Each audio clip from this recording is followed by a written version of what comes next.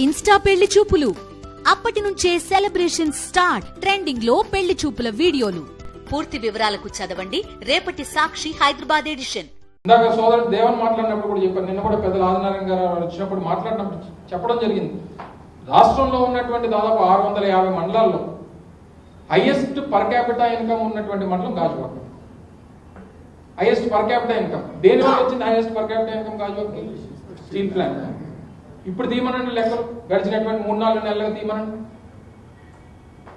ఏ స్థానంలో ఉంటామో, ఎక్కడ ఉంటామో, దేనివల్ల వచ్చింది పర్ క్యాపిటల్ ఇన్కమ్? ఇందాక వారు చెప్పినట్టు నెలకి 92 కోట్లు 86 కోట్లు శాలరీలు వస్తాయి. వచ్చినటువంటిది పర్చేసింగ్ కెపాసిటీ పెరుగుతుంది. గాజువాకలో అనేక స్ట్రీట్ హాకర్స్ కానీ, లేకపోతే ఇతర వ్యాపారస్తులు కానీ, లేదా మీరు ఇప్పుడు మీరు ఇచ్చినటువంటి 30%, 40% జీతాలు ఇస్తే మీరు పిల్లలు చదివించుకునేటువంటి దానికి లోన్లు కడతారా? మీరు కొనుక్కున్నటువంటి ఇల్లుకి ఈఎంఐలు కడతారా?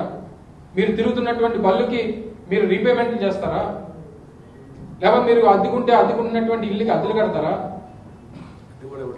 సో ఇవన్నీ హెచ్ఆర్ఐ అనేటువంటిది ఆగిపోయింది. లేకపోతే మొన్న కాంట్రాక్ట్ కార్మికుల్ని ఇంత సోదరు చెప్పినట్టు 3,800 మందిని ఒకేసారి 4,200 మంది ఒకేసారి ఒక రాత్రికి తీసేస్తామని అంటే అందరూ పోరాటం చేశారు. ఈరోజు ఒక్కొక్కరిని మొన్న 350 మంది ఇప్పటికే కాంట్రాక్ట్ కంప్లీట్ అయిపోయిందని చెప్పి వాళ్ళని ఇక రావద్దని చెప్పేస్తే వారు గాజువాకలో ఒకరోజు ఫ్యామిలీ దీక్ష చేశారు. కుటుంబ సభ్యుల బాధ నిన్న మొన్న పేపర్లో చూశారు. మహిళలు రోడ్ల మీదకి ఎక్కి 1350 రోజుగా ఎప్పుడు కూడా ఇంట్లో మహిళలు కూడా బయటకు రాల. కానీ ఫ్యామిలీ మెంబర్స్ ఇంట్లోంచి ఆడవాళ్ళు బయటకు వచ్చి మొన్న కొవ్వొత్తులు ప్రదర్శన చేశారంటే వాళ్ళ బాధ, కడుపుకోత ఏ రకంగా ఉందో ఒక్కసారి ప్రభుత్వాలు ఆలోచించాలని చెప్పి కోరుతాం. దీనికి పోరాట కమిటీ తీసుకున్నటువంటి ఏ నిర్ణయానికన్నా ప్రధాన ప్రతిపక్షంగా వైఎస్ఆర్ కాంగ్రెస్ పార్టీ పూర్తి మద్దతు మీకు ఉంటది.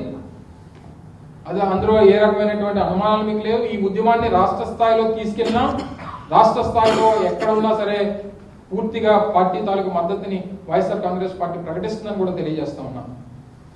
ఏది ఏమైనప్పటికీ ఇందులో ఉన్నటువంటి ఇక్కడికి వచ్చినటువంటి ప్రతి ఒక్కరి తాలూకు అభిప్రాయం స్టీల్ ప్లాంట్ ప్రైవేటీకరణ అనేటువంటిది జరగకూడదు.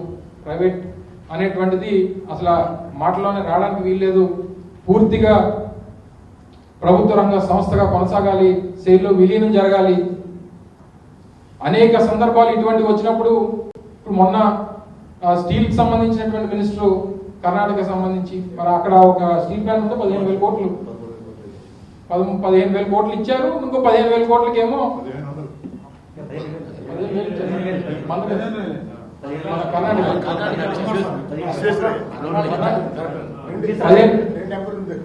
15,000 కోట్లు ఇచ్చారు. ఇంకో 15,000 కోట్లు ఇస్తామని చెప్పి మాట్లాడారు. మరి మన దగ్గర కూడా స్టీల్ సహాయ మంత్రి ఉన్నారు కదా, మన దగ్గర కూడా మరి రాష్ట్రానికి సంబంధించినటువంటి బీజేపీ ఎంపీ ఈరోజు రాష్ట్రానికి, దేశానికి స్టీల్ సహాయ మంత్రిగా ఉన్నారు. కర్ణాటక సాధించుకోగలదు, తమిళనాడు సాధించుకోగలదు, కేరళ సాధించుకోగలదు, తెలంగాణ సాధించుకోగలదు, ఆంధ్ర ఎందుకు సాధించుకోలేదు? పోరాటం చేసి సాధించుకున్నటువంటి స్టీల్ ప్లాంట్ మళ్ళీ పోరాటం చేసి కాపాడుకోవాల్సినటువంటి దుస్థితి ఈరోజు. అంటే ఎంత అంటే దక్షిణ భారతదేశంలో ఉన్నటువంటి ఆ తెలుగువారంటే చులకన, లేకపోతే ఇక్కడ మా పార్టీ తాలూకా బేస్ లేదు కాబట్టి, మాకు ఇక్కడ ఓట్లు రాలేవు కాబట్టి, మాకు ఇక్కడ అవసరం లేదు కాబట్టి, ఓటర్ అండ్ ఎంపీలు మాకు పెద్ద ఉపయోగం లేదు కాబట్టి ఇక్కడ ఏమైపోయినా పర్వాలేదు ప్రజలు అని చెప్పని అనుకుంటున్నారా? అసలు అన్నిటికంటే ముఖ్యమైనటువంటిది సముద్ర తీరం వెంబడి స్టీల్ ప్లాంట్ అంటే ఎంత విలువైందో ప్రపంచంలో ఉన్నటువంటి ప్రైవేట్ స్టీల్ ప్లాంట్ సంబంధించినటువంటి యజమానులు తీసుకొని వస్తే చెప్తారు. ఇప్పుడు మనం మొన్న ఆర్సిలర్ మెటల్కి సంబంధించి, నిప్పాన్ స్టీల్ ప్లాంట్ కి సంబంధించి కొన్ని ప్రకటనలు వస్తున్నాయి. ఎందుకు వాళ్ళు అంత తాతాలు ఆడుతున్నారు? సముద్రం వెంబడి మాకు భూమి కావాలని 2,200 ఎకరాలు ఇప్పుడు నక్కబలంలో ఇవ్వడానికి ప్రభుత్వం డిస్కషన్ జరుగుతూ ఉన్నాయి. ఎందుకు వాళ్ళే అక్కడ ఎందుకు పెట్టాలి? కడపలో పెట్టచ్చు కదా. సముద్ర తీరం వెంబడే ఎందుకు పెడుతున్నారు? అవసరమైన డొమెస్టిక్ మార్కెట్ ఉంటే దేశంలో అమ్ముకుంటాడు, డొమెస్టిక్ మార్కెట్ లేకపోతే క్యాప్టివ్ పోర్ట్ ఏదో పెట్టుకుంటాడు, ఒక 2 బెర్తులు 3 బెర్తులు పెట్టుకుంటాడు, ప్రపంచ మార్కెట్లోకి, ఇంటర్నేషనల్ మార్కెట్లోకి తీసుకుపోతాడు. అంటే కోస్టల్ బేస్ ఉన్నటువంటి స్టీల్ ప్లాంట్స్ భారతదేశంలో విశాఖపట్నం స్టీల్ ప్లాంట్ ఉన్నటువంటి ఒక విలువ బహుశా నాకు తెలిసి ఈ దేశంలో ఏ స్టీల్ ప్లాంట్ కి లేదు. అటువంటి విలువైనటువంటి సంపదని ఈరోజు దానికి వాల్యుయేషన్ కట్టి 10,000 కోట్లని ఒకసారి 12,000, మొదట్లో అయితే 4,000 కోట్లు అన్నారు, తర్వాత 10,000 కోట్లు అన్నారు, 12,000 కోట్లు అన్నారు, కొంతమంది 30,000 అన్నారు. దాని యాక్చువల్ వాల్యుయేషన్ తీస్తే 20,000 ఎకరాలు తీయండి, 2 లక్షల కోట్లు మినిమం ఉంటుంది. 2 లక్షల కోట్ల విలువ మినిమం ఉంటుంది. భూమి అమ్మేసుకున్న ఏది ప్లాంట్ సార్ దానికి సంబంధించి 30-35 ఏళ్ళు పాత అయినా ఓన్లీ ల్యాండ్ కాస్టే మీకు 2 లక్షల కోట్లు ఉంటుంది.